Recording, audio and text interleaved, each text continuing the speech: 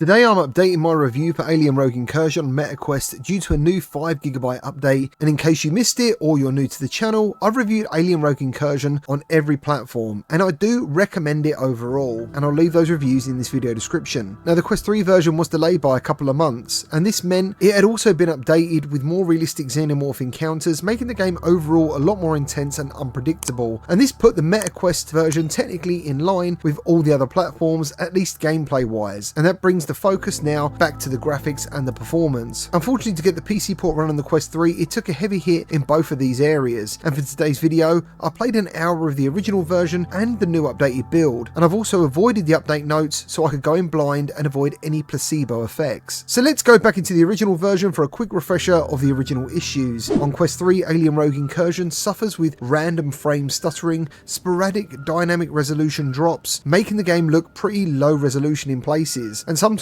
this happens for absolutely no reason. And where the game is meant to be dark, moody and atmospheric, it was overly bright, and because of this it made using the flashlight pretty pointless unless you managed to get halfway through the game, where it suddenly shifted into some sort of heavy contrasted scene and you then had to use the flashlight, and this definitely adds some much needed atmosphere. Asset geometry was also a mess in some places, and this was immediately obvious in the first part of the game on the ship before you crash land, and there's also plenty of examples of this throughout the original version of the game. There was also no blood anywhere on the Quest version, and that in itself was pretty bizarre. The game is literally full of dead bodies and you'll see xenomorphs dragging them around, but after playing it on PSVR 2 and PC, and while it doesn't sound like a big deal, it definitely adds something to the overall horror look of the game. The main issue though out of all of this is the frame stuttering. It's pretty bad in places, and when it happens in combination with dynamic frame rate kicking in and lowering the resolution, what you're left with can be visually terrible. Now don't get me wrong, this doesn't happen all the time, but when it does, it's pretty immersion breaking, and you would think a version that was only made for Quest 3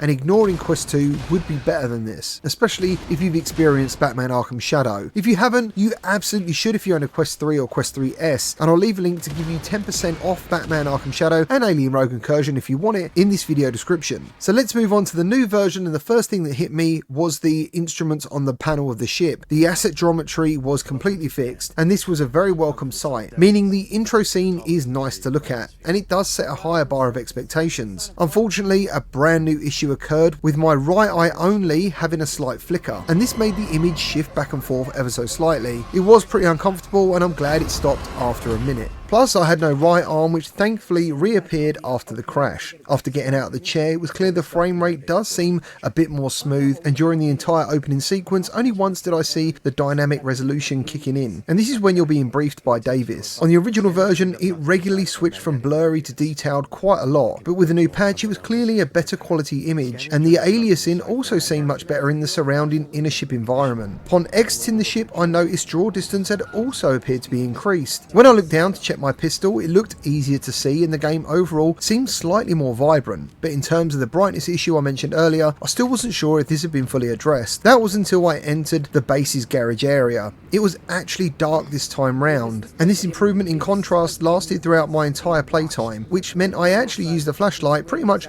constantly after this point. There was also tons of blood everywhere, which was nice to see, and overall the frame rate was again indeed better. The random drops had nearly all gone, but they do still happen. It's a lot less frequent, but much less severe. It feels like the game is catching up with itself a bit quicker. So at this point, this does seem impressive work for a patch only 2 weeks after the launch. Since I played this game 3 times now, I know there's at least 2 sections in the game's first hour that would be the real stress test. The first is when you close the door to the garage and you cycle the air. During this sequence, the lights kick off, there's lots of debris, and xenomorphs appear. And in the original version, the game's resolution would drop and you would get some frame drops. But in the new build, it seemed absolutely fine. The second area was waiting for the lift after you've removed Davis's head. In the original version, this particular moment was one of the worst affected areas of the resolution dropping and the frame rate skipping. But unfortunately, upon testing this area, it did feel kind of the same. When there's tons of light sources, xenomorphs and shotgun shells flying along with alien blood splattering, the game seems slightly more smooth, but yet again, this comes at a cost of lowering the resolution and there is still frame skipping. So to summarise, I do think this update is indeed a big win overall, especially considering it's only been 2 weeks, but I do feel more needs to be done, especially in these heavy action moments, because right now the aliens appear in random numbers, but it doesn't seem there's any more than 4. On the original build, they would always come on a timer and always be side by side in packs of 2, unless it was a scripted moment. And that means even though this build is obviously better, you never know when you're going to be attacked and how many by a time. It means the frame rate and resolution